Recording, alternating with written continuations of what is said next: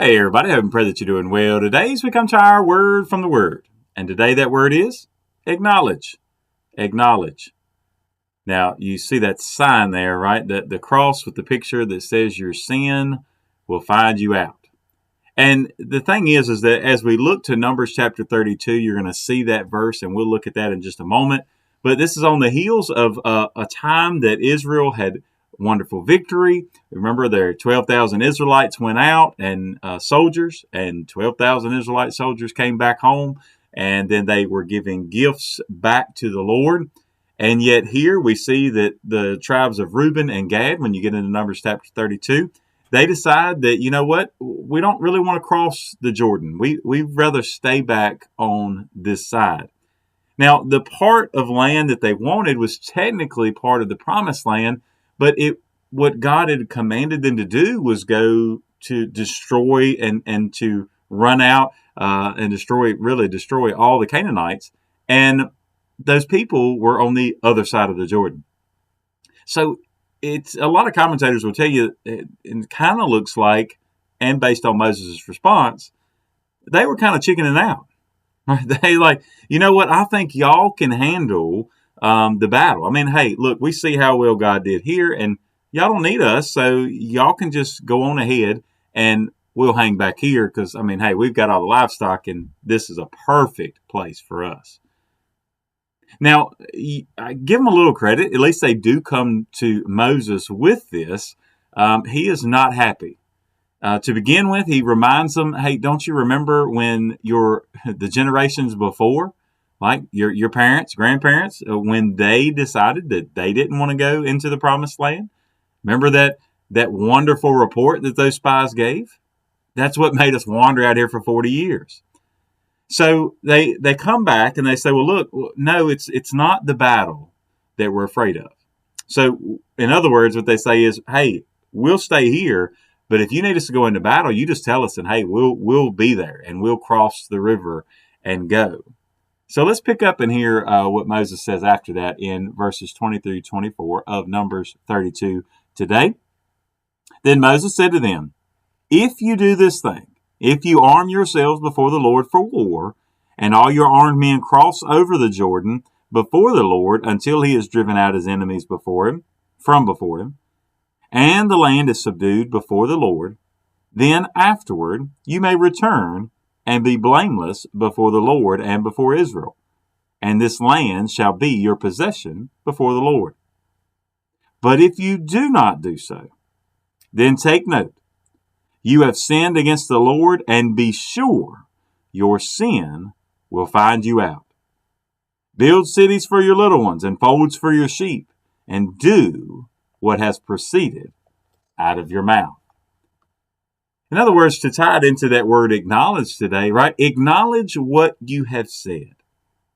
Acknowledge what you have told us you were going to do. Now, you remember earlier in the week we talked about not making vows, and yet here it's going back to kind of like we talked about then and what the New Testament says. Let your yes be yes and your no be no.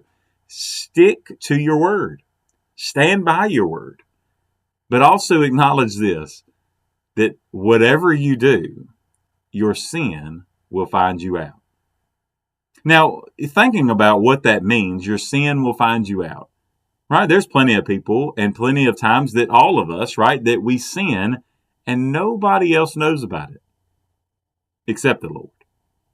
Right? I mean, you may sin and get away with it. You can keep it from your parents, keep it from your children, keep it from your church, keep it from your friends, keep it from your spouse, keep it from whomever. You're not going to keep it from God. And so when you stand by, not only when you stand by your word and you do what you say you're going to do, he says your sin. So their sin would be at that point lying about what they were going to do, failing to fulfill their promise, which really ties back into why you wouldn't make a rash vow of anything. And we see that happen over and over again throughout Scripture. But acknowledge that God is going to make sure that you pay for your sin. Right? The judgment of God is still going to, let me put it this way. The punishment for your sin is still going to find you out. And we know this to be true, that there's not a sin that one of us has ever committed that has not been found out by God. And it's not a single sin out there that we don't have to pay for. The wonderful thing about the gospel is that Jesus paid it all. He paid for all of it. Every sin that we've ever committed and every sin that we ever would commit, he paid for it all. And as long as we're talking about acknowledgement, we need to acknowledge that today. But also, as you go along, I want you to remember this as we continue to go through these passages and through the Israelite history. This is a point where they're looking to say, well, look, the grass is a little greener on this side. And although they could go, and although in Joshua you find out that they do fulfill their vow and or fulfill their word, that they say they're going to go and fight, it still seems to be some animosity between the tribes. And even where they decide to go, it seems to be a little bit more vulnerable to being under attack by others. And even with that, it's as though, yes, they still got something wonderful from God. But it would make you wonder, I wonder if he had something better for them. I wonder if they didn't almost do like Lot did. And they looked and saw with their eyes instead of looking by ahead across the Jordan by faith.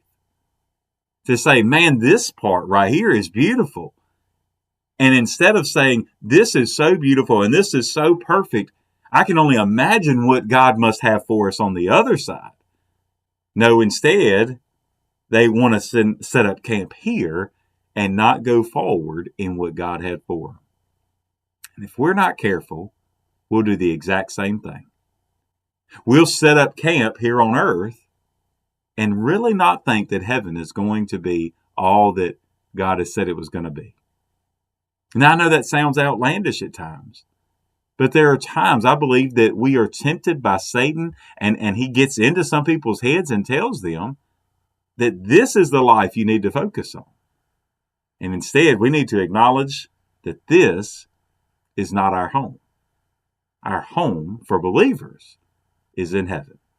Let's work towards that goal today. God bless you, and I pray you have a great, great day.